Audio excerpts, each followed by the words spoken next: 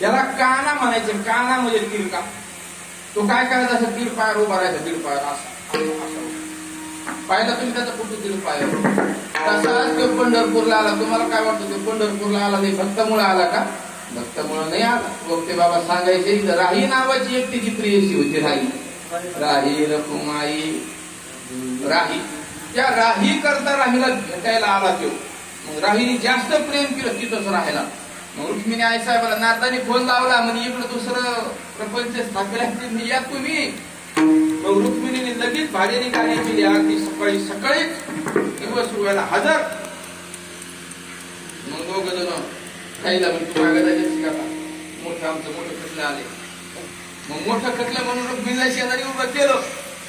मग वारकरी यायच्या गवळणी यायच्या खेटायला. रुक्मिणीला काय म्हणला पुरुषोत्तम विठ्ठल असं कर म्हणे. इथं गर्दी होती जास्त. सुचत नाही तू माग उभा राहायला.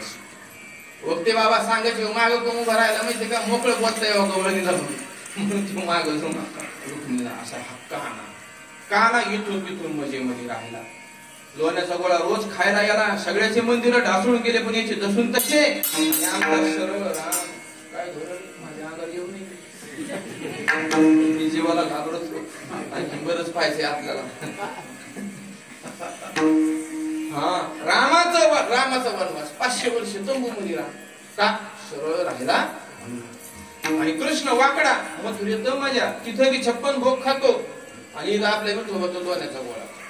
जगन्नाथपुरीला आरामात झोपल्याला. कधी जा वरण भात कसा खा सगळीकडे. कशामुळे? याच्यामध्ये थोडासा वाकडेपणा आहे म्हणून ज्याला संसारामध्ये व्यवस्थित राहायचं थोडा वाकडेपणा जिवंत केला. थोडस कपट संसारामध्ये लागत. भाजीमध्ये तडका लागतो. मिरचीचा तडका. पांचर भाजी गोड लागत नाही. तडका लागतो. तसं संसार असू द्या नाही तर परमार्थ असू द्या. तडका असल्याशिवाय ते सरळ गोष्ट चलत नाही. कीर्तनकाराला तिने वजन टाकावं लागतं. फकवाजाला बरोबर आणि टाळ करायला रेषेत तसं तेव्हा ते म्हणतात नाही रे बाबा बाबाच्या नादी लागून. आणि उगा आपल्या गळ्यावर उभं राहिलं ना कोणी येत काय बी म्हणत. कोणी कधी कसं वागत. त्याच्यासाठी कपट कारस्थान ज्याच्या जीवनामध्ये आहे त्याला त्रास होत नाही. तुकाराम महाराजाला पण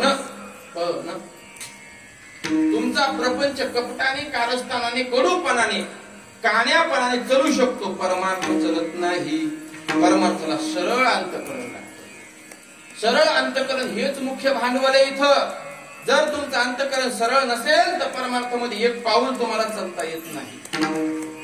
आणि सरळ अंतःकरणाचा झाला रे झाला माणूस त्याला त्रास झाल्याशिवाय राहत नाही. तुकाराम महाराजांनी परमार्थ सुरू केला. पहिल्या धडक्यात सरळ झाले. महाराज कसे सरळ झाले सांगतो तुम्हाला ऐका. पहिल्या चरणावर सोडतो कीर्तन काही अडचण नाही. पुढले चरण पुढल्या वर्षी करतो. तसे ठेवून देऊ आपण पुढल्या वर्षी करता. पहिल्या चरणापर्यंत आलं तर बस.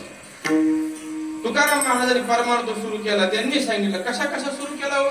दुष्काळी आटीने द्रविणी रामान श्रीकांना न करिता विधी बोलो नाही परी पाळिले वचन किर्याचा प्रश्न तुम्ही संती काही पाठ केले संतांची